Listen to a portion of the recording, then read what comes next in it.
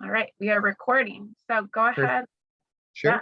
So I was going to start out, and one of the big things that we talked about in the latest course that we took for Universal Design for Learning was time management.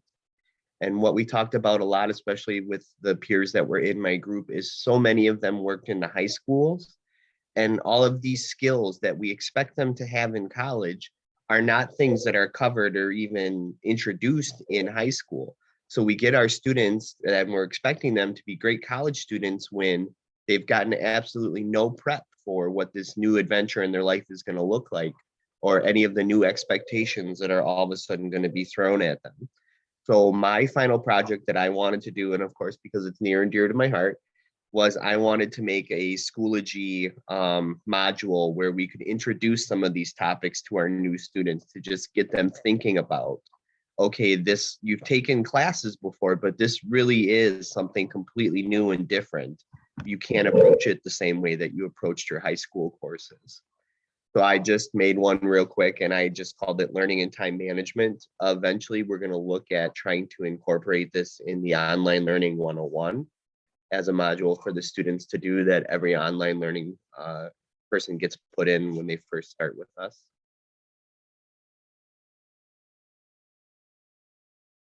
And the two sub things that I wanted to talk about as part of time management, and these were ones, of course, that I know I struggled with when I was taking my classes, and I had to chuckle a little bit because time estimation in my family is off the charts. No one can do it. I don't know if anybody else on the call has that too. My brothers are like, oh, this will take us a half an hour, and 3 hours later, we're still doing whatever we were talking about doing. There's just this part of our brains that can't, or even if haven't done it before, we can't plan for how much time something is going to take. And I really liked including the definitions in this module for the students too, so they could see what we're talking about. And then there's actually some research behind it. So for this one, I put time estimation has been defined as an individual's ability to accurately perceive the duration of a temporal interval. And that was some research by Barkley, and you can see the other ones as well. And what that means for students is that everyone struggles with judging how long things are going to take to complete, especially when they take longer. And it's very important that we need to realize that when we start planning all of our things for the courses. So the other one I have all the time is, oh, I have an essay due, but I can just do it in 2 hours. And then people cram for it all night long, and it takes them 6, 7, 8. They just have it in their head that it's not going to take as long as it is going to take.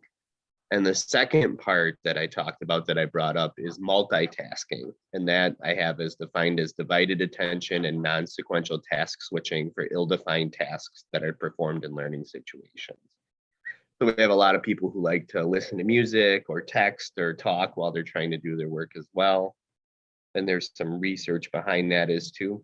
And one thing that I know we struggle with sometimes in the online classes, and especially in the high schools as well, is if they can have their phones in the classes or not policy. And this really plays into that because it's so easy to get lost in your phone if you're on social media or you're looking up stuff that's not really going on in the course. And then I had a little time management assignment that I built in as part of that. And I found a really cool tool called the time management calculator that you can use to plan out your schedule for the upcoming semester. So not only do we talk about the topics that people have a lot of trouble with when they're trying to do all of this stuff, and then if it loads, of course it's not because it's in Firefox. Hold on. I also found a little tool for them that they can use to help plan. And this is actually from the UW Applied Computing. So we could enter the number of credits, and it'll calculate. For me, it's 9 hours of sleep. So we're giving them an introduction to these topics that they've never heard before, but are really going to impact how well they do in their college experience.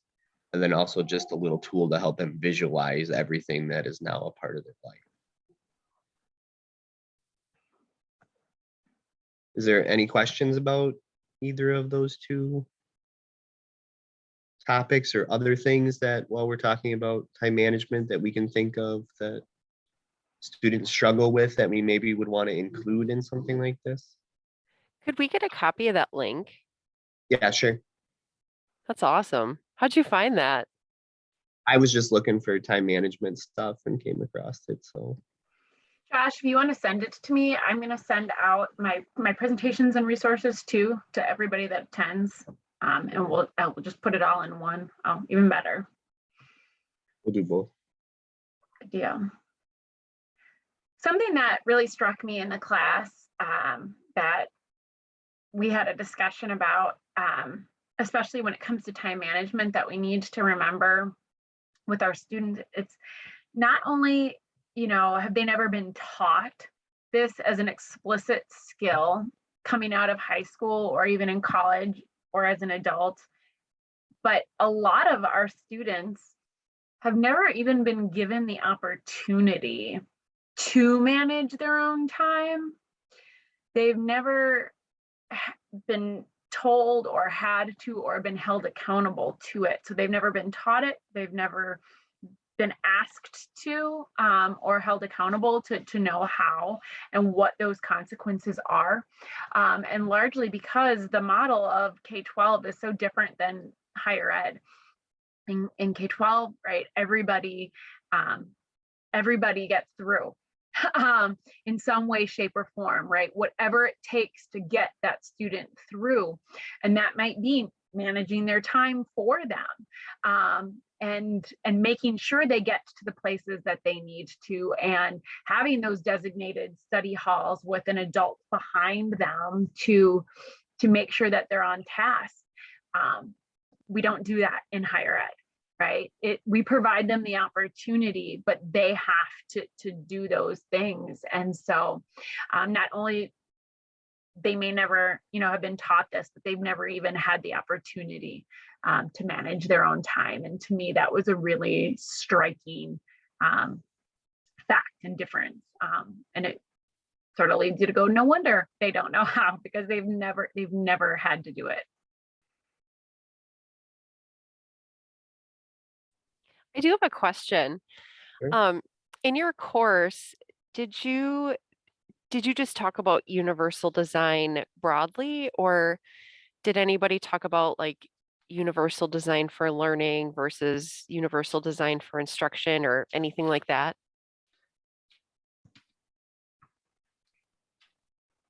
Well, I think this course was mostly on the learning focused. We didn't really get into a lot of the other universal design for the buildings or that kind of stuff. This was really focused on meeting the students where they are and all of these skills that we're expecting them to have that they really don't.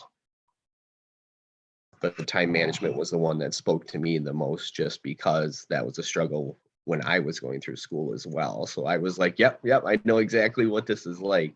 And Betsy too, that was a perfect way to put it. It's literally everyone gets through no matter what.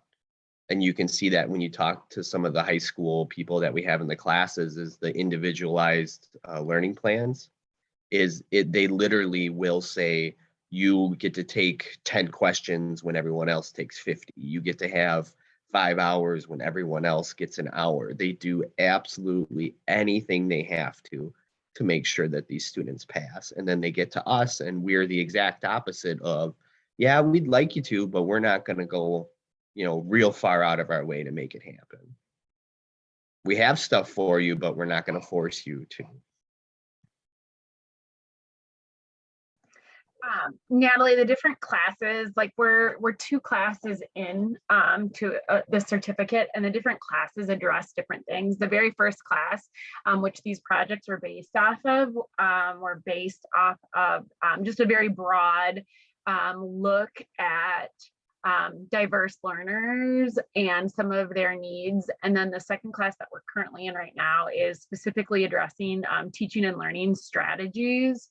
And every module addresses a different part of the educational process. So we've done a module on note taking, one on test taking strategies, one on 2 on reading and writing, and then 1 on like math and STEM based. So I found the modules. Since we're recording, should we share them or not?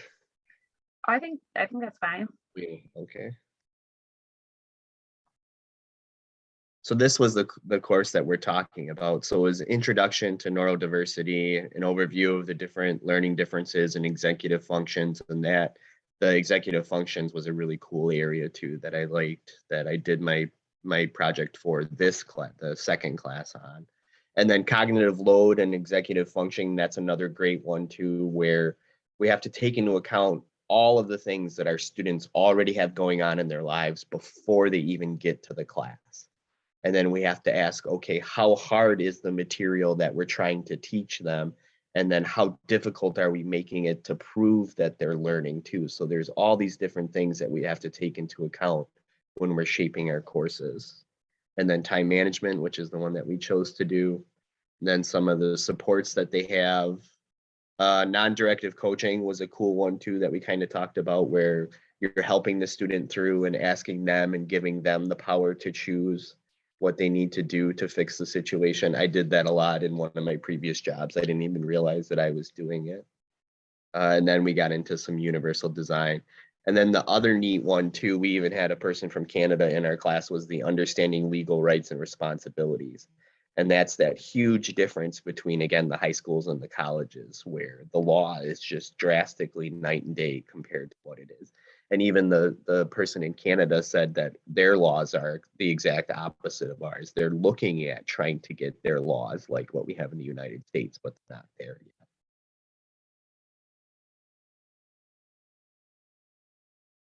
And if there's anybody that's interested on these other topics, we can share our information with them too.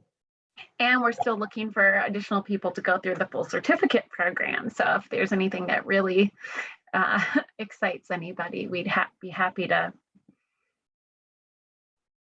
talk to you more about it and get you involved. I apologize if you guys had, if anyone had tried to talk to me earlier, because I realized my volume was off. But this is Janine Schmitz, and I actually just applied for a Landmark for this certificate. And one thing I know, when Natalie was talking about like whether instructors would actually take in this information as well, or whether it would apply to instructors.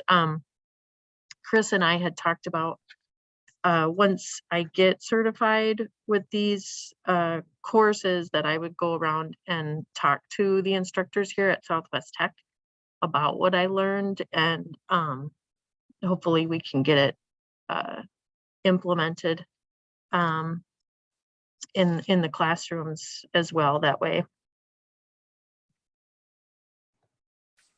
Absolutely. And we've got a handful of instructors on, and then taking the, like we've had, 24 people go through the short course of this, and implementing projects campus wide. So this is a huge undertaking on a lot of different levels, for both, for every aspect that touches teaching and learning, from designing the classes to the assessments, what we're asking, what's an appropriate way to assess a competency if it is bogging people's cognitive load down because they've got low skill level or poor executive functioning skills and things like that. So it's pretty exciting. Thanks for showing me the different course modules, Josh. This is super interesting to me, and I would definitely, take the course. But I'm doing my doctoral degree through Franklin right now, and I'm looking at universal design for information literacy instruction and like increasing engagement with the resources available.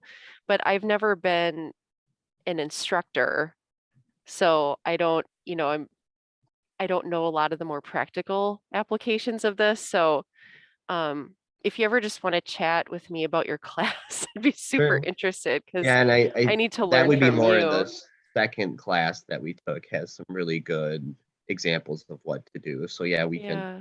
I'll sneak some of that stuff out to you then.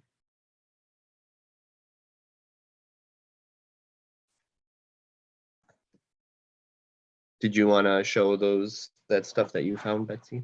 Yeah, so I focused my my final projects.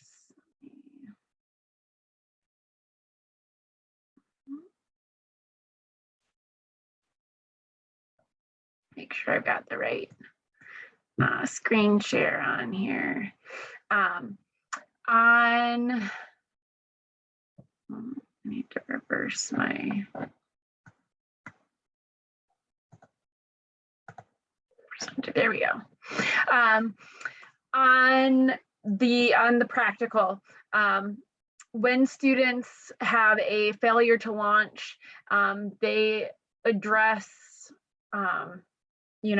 trouble starting an assignment, managing that assignment, completing the assignment, turning it in. What can we do for them, or how can we help them with those self-management needs? And scheduling assist tends to hit a lot of those because people with both ADHD and executive functioning disorder tend to have trouble analyzing, planning, organizing, scheduling, and completing tasks.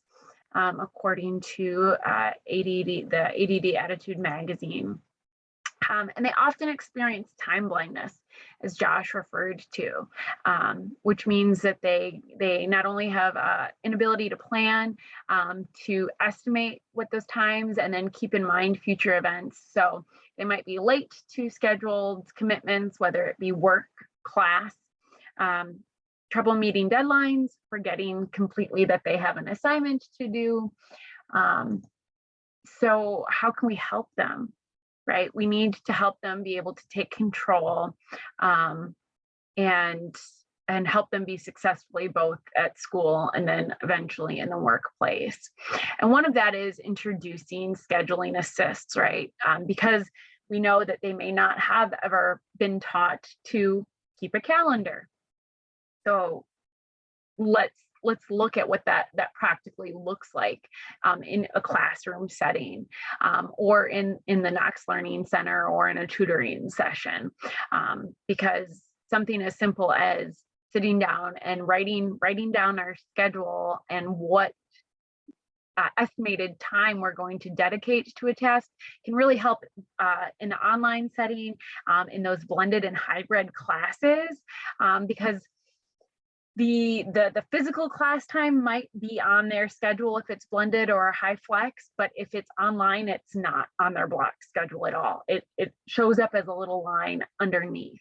So getting students into the habit of physically blocking that time off and writing down those assignments, those deadlines, and the physical time that they're going to be in class can really help towards their success in getting started in their classes. And every person's brain works a little differently. So we're going to look at a couple different models and what's available. This first presentation, I'm going to specifically talk about calendar apps, and then I'm going to talk about a really common time management for individual tasks, a practice called the Pomodoro technique. So we've got options, right? Both digital and paper, right? We can use a paper calendar, a planner. Students get a planner with the student handbook, but for a lot of people, it just goes into the bag. We have Microsoft Outlook that's available to all of our students as part of our Microsoft 365. And then we also have apps like the Studies Pro, which is on for people that are Apple users. So this is what our traditional paper calendar looks like. And I personally was first introduced to a paper planner when I was in 7th grade, moving into middle school, when we started having elective classes and taught how to write all that out. But I found through our class that I was the minority. Right, not a lot of people were physically taught how to do this. this allows people to maintain it, right? And it's a structure for scheduling events and assignments. It can be a repository for reminders, and it can be customized to students' strengths and needs. One of the strengths is that it really engages that sense of touch, right? A lot of our students are hands-on learners, and they need that daily practice, right, of engagement, of touching. It's not additional screen time. You can break it down by a daily or monthly, weekly view, and you can, if you're a visual learner, you can doodle, right? You can use stickers, you can use colored pens and things like that. You know, one of the weaknesses would be a cost variable. You know, do you have the money and or even the time to sit down and to make those purchases and to do it? If students have any type of writing issues or even issues with their motor skills, writing might not be helpful, right? They might not be able to even read their own writing if they're dyslexic. It could be hard for them to keep up with changes in the schedule because for some, you have to physically open it, right? And it's very easy to put it in your bag and never open it again. So having that habit developed is key to making this work. But really, we find that for all of them. You have to be an active participant, whether it is digital or physical. Another option is our Outlook calendars, right? We can, it's integrated. You can share it with multiple users. So if you have another individual, like a tutor or disability services or a friend or a parent that is helping you with those executive functioning skills, other people can access it really easily and help you. You can set hourly reminders or task notifications, which tends to be really helpful for people. You can utilize it on a desktop or a mobile app as well, which is nice. And it integrates both the communication and your planning, right? You can email out of it as well. And Google Calendars has very, very similar strengths and weaknesses, right? For the most part, though, this is free, right? It's accessible to our students, and you can access it with Apple and Android. You can collaborate with others. If you want to upgrade, it costs, right? And that can be a detractor for a lot of people. It can also be visually overwhelming and requires that screen time. It's on your phone or computer, which can also be a detractor, right? Or a distraction for people that have problems focusing. I know myself, you know, you get into that habit, you open your email, you open your calendar, next thing you know, you've got a web browser open and you're completely off track. So that can be an issue as far as your task management goes. This does not integrate with Google, so platform really makes a difference on what people are comfortable with. But Google Calendar functions very, very similarly if you're a Google user. Then we have apps, right? This is the iStudent Pro. That is a separate app than your Microsoft Outlook. It is free. It offers daily and weekly scheduling, planning tools. It can hold a lot more academic information because it's specifically for academic and course and even work. So you can put in, when you set it up, you can put in your classes, you can put your instructor, you can put in your grading scale, what points are, so it can help you, not only track and maintain your individual assignments and what to do when, but your overall progress in your courses, which is really nice. And depending on what your level of need is, it might be really helpful.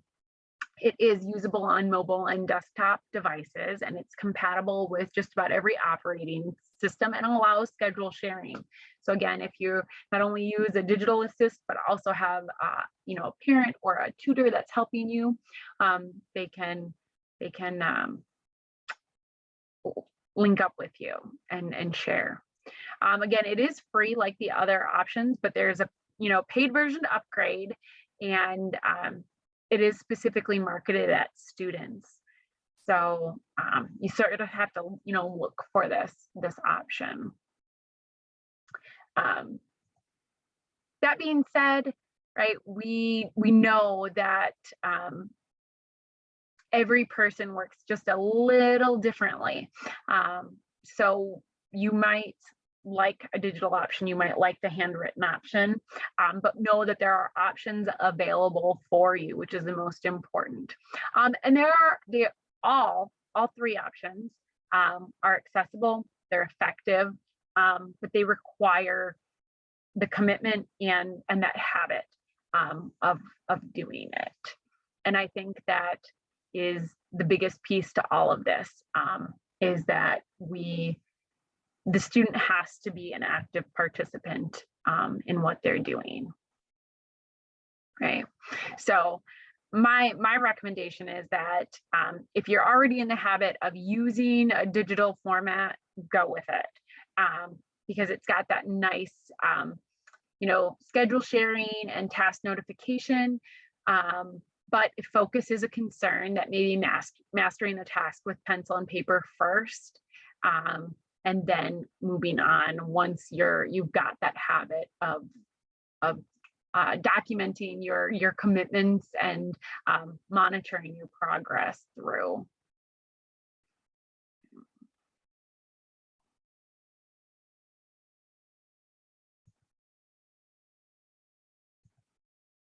The important thing is finding, something that works for you or your student. And that's one of the things that, coaching that Josh referred to really comes into play, is asking students, what's worked for you in the past? Or have you ever done this before? Yes or no. They may be learning a completely new skill and you don't even know it. And that's where the Pomodoro technique, I feel, comes in. Okay.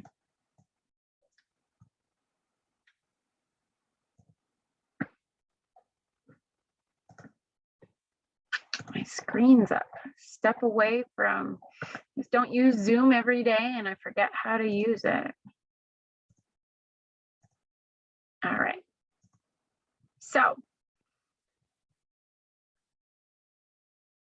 it is very common, and by show of hands, how many of you ever had a student that said, I don't know where to even start on this task? I can't seem to get myself going, right? Or you yourself says this, right? We see a lot, there's a lot of self-reflection that comes with this. I think, I get so overwhelmed.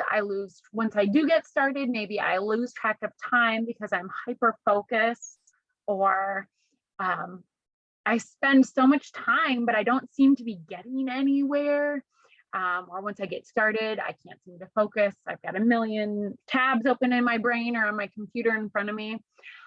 Or the tried and true is I work better under pressure, right? That's why I waited so long, as I work better under pressure, right?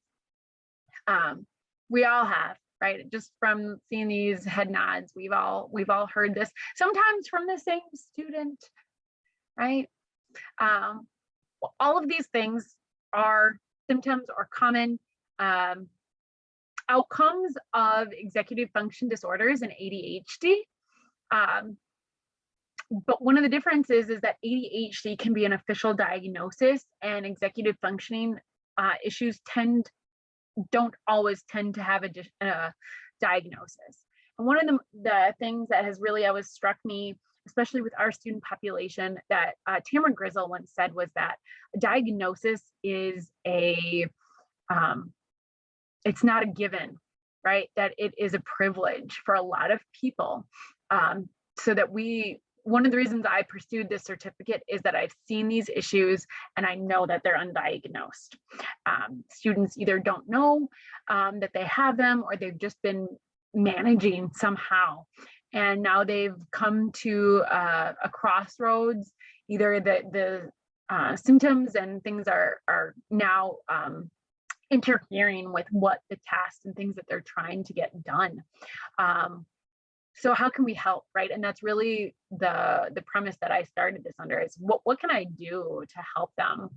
And one of the things is that non-directive coaching is sitting down and asking them where they feel they struggle.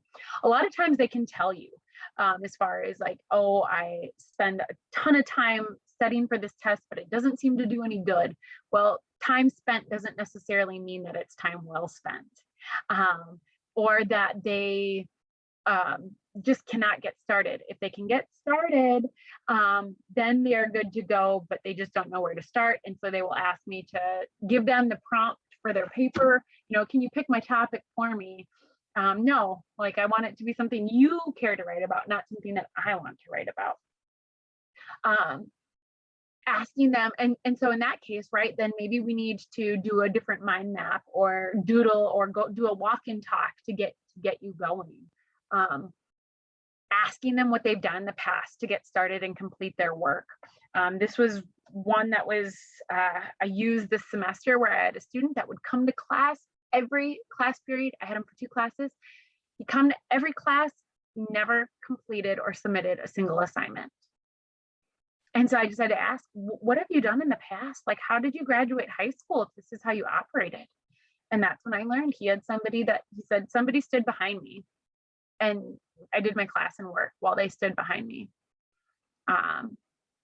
because otherwise he wouldn't do it. And obviously that's not going to work here, right? Like that's just not an option. So while you're talking, right, maybe they disclose that they have been diagnosed or had an IEP in the past, in which case we refer them to disability services. But again, not everybody we work with may have been diagnosed or even need to be diagnosed to take advantage of some of the interventions that we can provide, like teaching them how to schedule,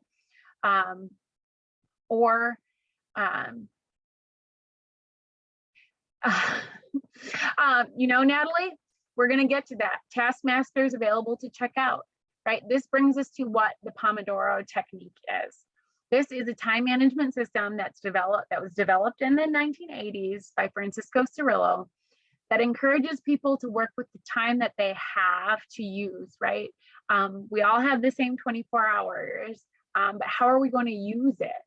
And so what this method does is it encourages you to break your work day or whatever task that you've got into 25-minute chunks separated by 5-minute breaks. And these intervals are referred to as Pomodoros. So after you do 4 Pomodoros, 4 25-minute, so you do 25 minutes and then you break for 5 minutes, and then you do another Pomodoro 25 minutes, you break for 5 minutes. And after 4 of those, then you take a longer break of anywhere between 15 to 30 minutes. And Pomodoro is the Italian word for tomato. So all their timers look like tomato timers. I imagine it's something that somebody just had in their kitchen, and that's what that was used. And you think about it in terms of fruit, this is what I do, like it's gonna spoil if you don't get to it, right?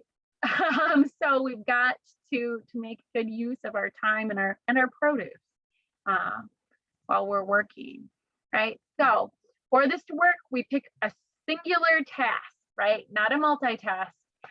We got to pick a singular task that we want to accomplish, whether it is studying for a test, cleaning our room, right? Organizing a shelf, or, you know, starting a paper or a project, right? If we're working on some type of big project. You set a timer for 25 minutes and you start working. And when that timer rings, you take a 3 to 5 minute break. Then you set your timer for another 25 minutes. And the goal is to do as much as you can, make as much progress in that 25 minutes as you can, right? And after 4 cycles, you take that 15 to 30 minute break. So the theory is that timer instills that sense of urgency, and it breaks your work into short bursts. So for students that feel very overwhelmed by large tasks, you know, many instructors will scaffold the assignments, break it down into multiple assignments, multiple things that they'll, submissions instead, you can still break each one of those steps into working for short bursts and working on that sense of urgency, right? Anyone that says they work better under pressure, we're creating sort of a false sense of pressure. It also helps those that hyper focus and that go down the rabbit hole and will spend 3 hours trying to come up with the topic rather than actually writing. We only have 25 minutes. You got to get it done then, right? And that we also focus on progress, right? Rather than specific completion of a task, to help us from getting sidetracked by distractions, by shaming people for not being able to rush through and get it done. We're just looking to get as much done in that 25-minute window that we possibly can. And then it gives us a brain break, right? We know that our attention span is only good for about, it's a minute per year you're old, until about 15, right? So we're really only max, working at our max capacity. And that doesn't account for, if our cognitive load, right, for the work that we're doing is weighted down by extraneous tasks or struggles in reading the material, decoding the vocabulary that we have to do, all these other things, right? Actually, like physically writing or type, our typing skills. Some of those things make that work even harder than it could be for an individual student, or whether it's math or reading or writing, right? So tools we can use to do this, right? Every phone has a clock on it. So you can set a timer on your own phone. You could use your microwave or stove. You can use any type of additional timer. I know I've got a little hamburger, like a cheeseburger timer that looks like this in our kitchen. We've got a couple apps for iPhone and Android users. One's called Focus Keeper, and the other is the Pomodoro Light timer. And those are just fancy, they're fancy timers. A lot of them will let you put the name of your task that you're working on. They tend to be, they're free timers. But for some people, it works better to have a specific application for that task that they're doing. And that's really where those market comes in. But it could be anything from a sand timer that you use for board games to the timer or clock on your phone. Okay. So this technique was developed to help people manage their time and to make progress in the time that they have available to them.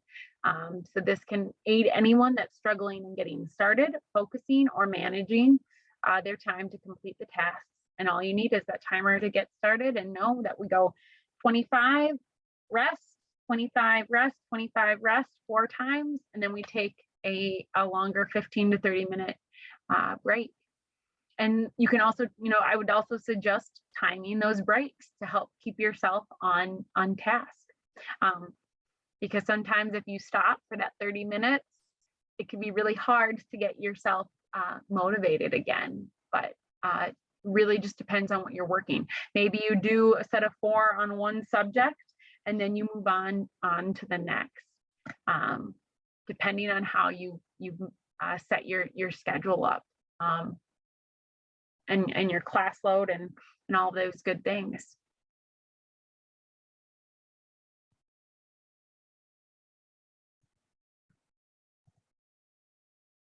Anybody have any questions about some of these techniques or time management or any of the things that absolutely, Christina. I have started, actually one of the things that I started doing in my classroom is we could absolutely use this model in the classroom, teach for 25 minutes and a 5-minute break. I try to make sure that my lessons are no longer than about 20 minutes, knowing that students just can't focus that long. And you know what, they can, but it's hard. I will say that they can, but it's hard. And when we take into consideration, right, not only is our attention, but what we're able to actively, our active listening skills and retention is not that great. It fits into that about 25 minutes. If we're, listening, or if we're in a class for an hour, we're probably only active listening for about 20 to 25 of those minutes, because that's what we can cognitively handle too. So it's almost like our brains are telling us something. And I did too. We've been talking about executive functioning, and in our current class, they actually had a list of all of them. So I was going to share that real quick. So this is what I had found. I had to remake it really quick, but there's a bunch of different places where people get stuck in the executive functioning. And mine is completely the activation phase, where once I get started, I can do just about anything that I want, and I'm motivated and I'm just fine and I get through my stuff. But it's getting started is where I struggle. And so we have the different levels that people get stuck at, and then some things that we can do to help them. So like activation is promote self-observation to develop awareness of their procrastination, encourage students to ask what small step can I do right away. So that's kind of like chunking that out, like Betsy was talking about. And the biggest thing that I did for mine was like that one student you had, Betsy, where time was set aside in my schedule. So I had a responsibility to do that work, where if it's on the schedule and it's something that I know I need to get done, that's going to help me get over that hump, because if there's no time set aside or nothing to do with it, I have no accountability for myself or for the course. And then the other ones are focus, effort, emotion, memory, and then action. And we can share this with everybody too. But that was just a real quick of the different executive functioning challenges that people have. What is multiple pickup and put down under effort? Sounds like a wrestling move. I don't know if we talked about that one.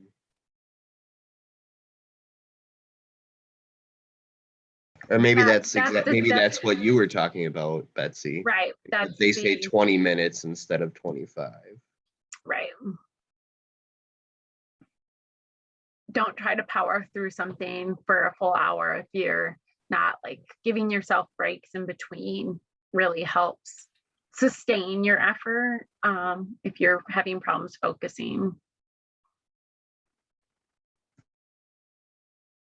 And one, too, that I really liked that I didn't think of, that I've only done in a few classes, and I'm sure you do it, Betsy, is the drafts of papers, where people get to turn their first draft in, see what they need to fix, then the next draft, and then the final. And that hits so many of these different areas where people struggle, where it helps them to have those little tasks in between. They get feedback, they have structure for their work to be completed. So it was really cool to see that we have a lot of people on campus already doing those kind of assignments.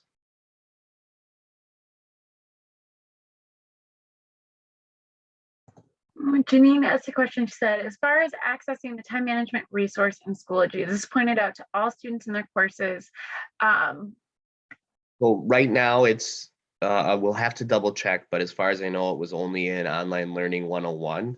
But we do have and if we've got some new people on here, the Schoology Standards group, where it's everybody from across, like 10 people from across campus that get together and talk about what gets included in every Schoology class. So I was going to have that, as well as the mental health stuff that we talked about yesterday, brought up to that group and hopefully get implemented into that student and faculty resources folder for next semester. But yeah, this was one of the cool things. We had also talked about maybe trying to offer a like crash course or introduction to college learning 101 as a separate class for everyone to take their first year. So it's something that they have to do, rather than it just being one of those other like 15 links that we have there for. Just something to get the students interested, or even we talked about it could be the week before classes, say, look, your classes are starting a week. Here's all the things that we know people struggle with. So let's start making a plan now and be proactive about it. And then it's not, oh, you're having these problems, you have to go talk to disability services. It's, look, this is everybody. It's not like 1 in 10 people have this problem. It's literally everyone on this campus, staff included, have stuff that go on like this that everyone needs help with. So kind of normalize it too. This might be something we can point out, you know, with their orientation too, just showing them all the different links that are available in that help link. Yeah, we were just nervous that orientation has so much stuff in it that we thought maybe it would be better if we separated it out. Mm-hmm. There's definitely that fine line because we go over it. I mean, it's a lot like a course syllabus, and I'm sure Sarah and Christina and other people can attest that we go over the syllabus and it's available to them the first week of class, but they are so cognitively overloaded with getting their books and starting maybe a new job on campus and doing all these other things also that it doesn't always hit. And so how else can we re-emphasize it and make that a living document information that we retouch on multiple times throughout the course, as well as because you just never know who needs it when, you know, so making sure that we go back to those things because that repetition really helps.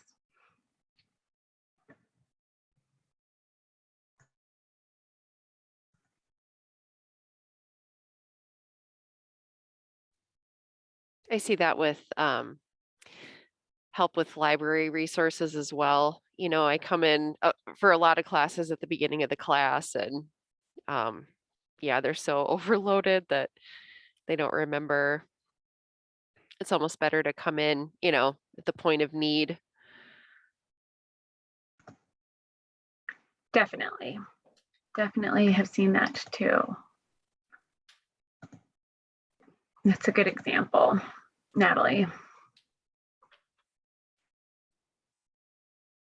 This is super interesting. I really enjoyed hearing from you about your course and practical tips. Learned a lot. Thank you. Mm-hmm. Bet. Well, we will be sending out, I know Josh sent the link to the calculator, but I'll send out the presentations as well as his other information, so that you've got it when you need it, because you're probably also overloaded right now that it's hard to implement all at once, that's for sure. Yeah. Well, thank And you I am a all. little behind in this class, but I was reading through some of the stuff on reading, and it was just crazy to me to think there is no part of our brain that is specifically associated with reading. Like there are for so many other things. There are multiple parts of our brain that have to come together in conjunction to work, to make reading work.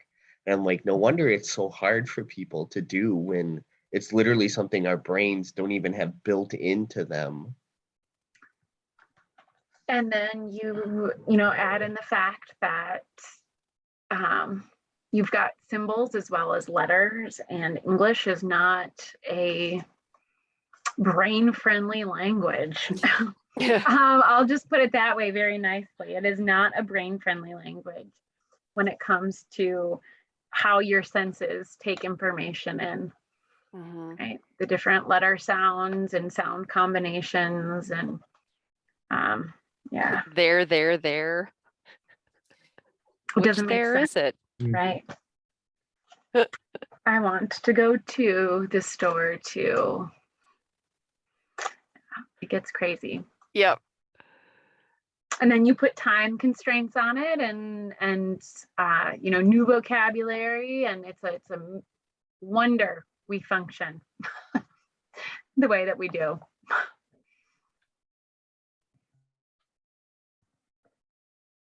It's true. All right, well, I think that's all we've got, isn't it, Josh? Thank you all for Yep, joining thanks, us today. guys. Thank you. Appreciate you guys you. doing this. No problem.